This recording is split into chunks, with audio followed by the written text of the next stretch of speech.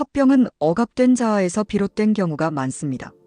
종종 치밀어 오르는 화를 스스로 조절하지 못하고 상대방에게 폭발적으로 쏟아내는 모습은 억압된 감정이 겉으로 드러나는 과정입니다. 어릴 적 경험이 이러한 문제의 근원일 때가 많습니다. 아이들이 비싼 물건을 깨뜨리거나 부모님의 돈을 훔치다 들키거나 공부 성적이 기대에 미치지 못했을 때 부모가 화를 내는 상황을 자주 마주합니다. 이런 경험 속에서 아이들은 두 가지 방식으로 반응합니다. 첫째는 무서워하는 아이로 무조건 용서를 빌며 부모의 화난 모습을 내면화합니다. 자신이 약하다는 인식과 함께 무의식적으로 그 자신을 압도하는 부모와 같은 사람이 되고 싶다는 욕망을 하게 됩니다. 그 욕망은 무의식 속 깊이 쌓이죠. 그래서 학대받은 아이가 역설적으로 학대하는 성인으로 자라기도 합니다. 둘째는 반항하는 아이로 상황이 부당하다고 느끼지만 잘못을 인정해야 하는 상황에서 반항하지 못하고 억누릅니다. 이러한 억압은 무의식에 남아있다가 성인이 되어 자신이 어느 정도 자신이 힘이 얻게 되고 이 억압된 자아가 어느 특정 상황이 되면 이 힘을 이용해 폭발하는 것입니다. 여하튼 공통점은 내 안에 평상시에는 전혀 알아차리지 못하고 저 무의식 속 깊숙이 무엇인가가 잠재되어 있다 것입니다.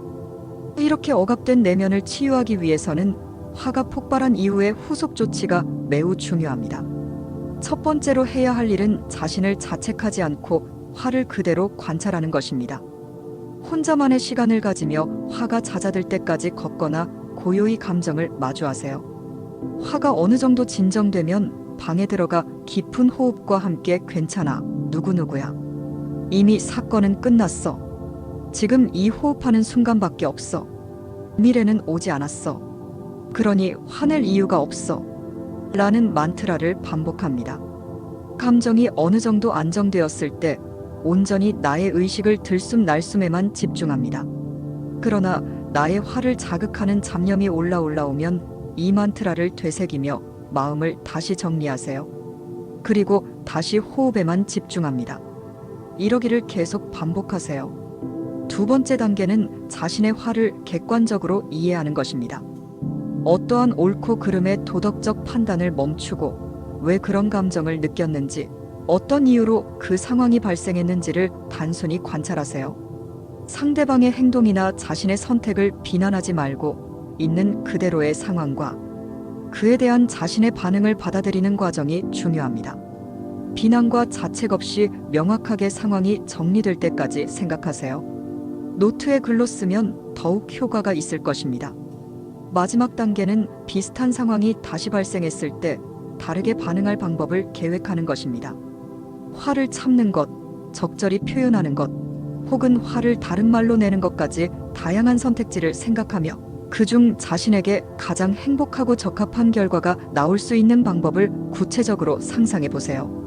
만약 여기서 화를 내는 옵션을 배제한다면 화를 낸 것에 대해 아직도 도덕적 판단을 한 것이기에 반드시 이 옵션에 화를 내는 것도 포함시켜야 합니다. 이 세 번째 단계는 자신뿐만 아니라 상대방의 반응도 고려할 수밖에 없기에 이 과정을 통해 관계를 지혜롭게 다루는 법을 배울 수 있습니다. 사실 화가 나는 것은 스스로의 치유의 과정일 뿐입니다. 걱정하지 마십시오. 당신은 무한한 시간 속에 살고 있고 언젠가는 완벽히 치유됩니다. 억압된 자아나 내면 아이를 굳이 끄집어내려고 애쓸 필요는 없습니다. 모든 사건은 자연스럽게 무의식 속 경험과 연결되며 알아차리고 보내는 연습을 통해 새로운 반응을 만들어가고 이 반응을 통해 당신의 삶을 아름답게 창조해 나가게 됩니다. 화가 다시 올라온다고 실망하지 말고 이 과정을 반복하세요. 점차 관계는 좋아지고 내적 상처는 치유될 것입니다. 나아가 상처받은 적이 없었다는 사실을 깨닫게 되고 더 나은 삶을 위한 지혜를 얻게 될 것입니다.